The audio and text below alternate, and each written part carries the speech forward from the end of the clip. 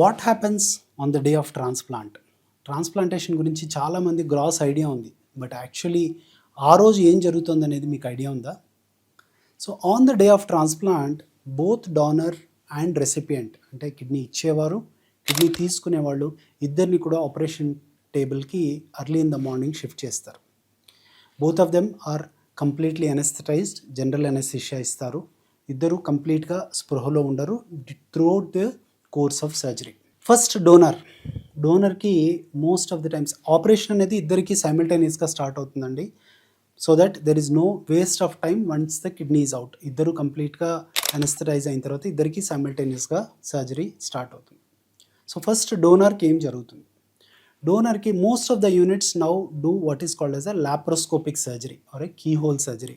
అంటే చిన్న చిన్న హోల్స్ ద్వారా నీడిల్స్ పెట్టి surgery is completed so that there is no major cut on the abdomen. పాత రోజుల్లో లాంగ్ ఇన్సిషన్, అంటే స్టార్టింగ్ ఫ్రమ్ ఈ అంబ్లికస్ దగ్గర నుంచి పోస్టీరియర్ వరకు పెద్ద ఇన్సిషన్స్ చేసేవాళ్ళు. ఈ రోజుల్లో fortunately due to laparoscopic technology అంత మేజర్ ఇన్సిషన్ అవసరం లేదు, చిన్న ఇన్సిషన్లో సర్జరీ కంప్లీట్ అవుతుంది. ఇన్ఫ్యాక్ట్ కీ హోల్స్లో సర్జరీ అంతా కంప్లీట్ అయిపోతుంది. కీ హోల్స్లోంచి వాళ్ళు వెళ్ళిన తర్వాత కిడ్నీని ఐడెంటిఫై చేసి, కిడ్నీకి 3 మెయిన్ కనెక్షన్స్ ఉంటాయండి which have to be cut. The first one is the artery, అంటే కిడ్నీకి బ్లడ్ సప్లై తీసుకెళ్ళేది. The second one is the vein which is the takes out the blood.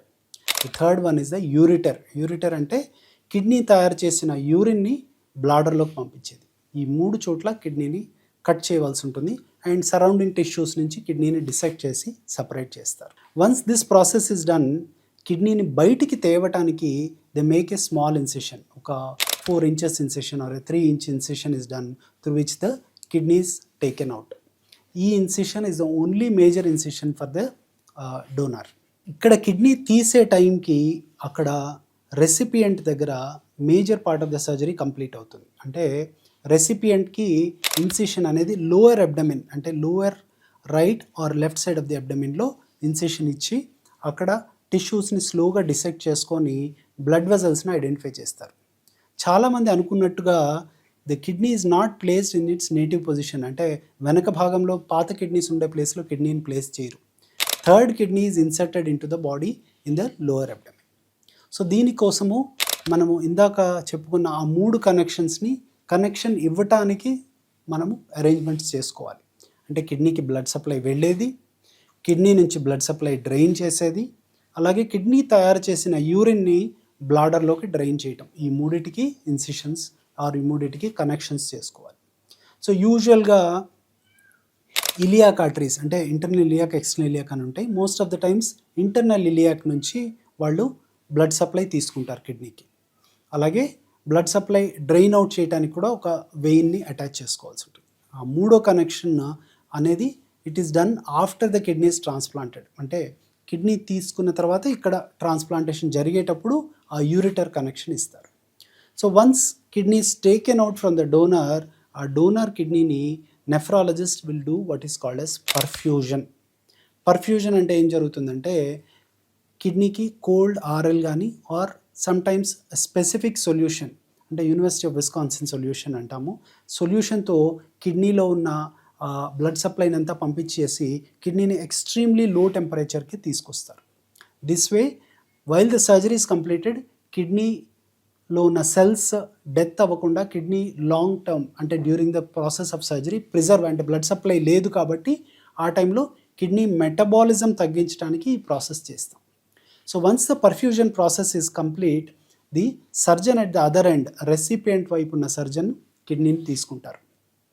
తీసుకొని కిడ్నీకి ఇందాక మనం చెప్పుకున్న 2 connections, the artery connection where the blood supply goes into the kidney, the vein connection where the blood supply comes out of the kidney, and then the third one is the ureteric connection, అంటే kidney నుంచి వచ్చే తయారైన urine బయటికి తీసుకొచ్చే యూరిటర్ని తీసుకెళ్ళి బ్లాడర్కి connection చేస్తారు.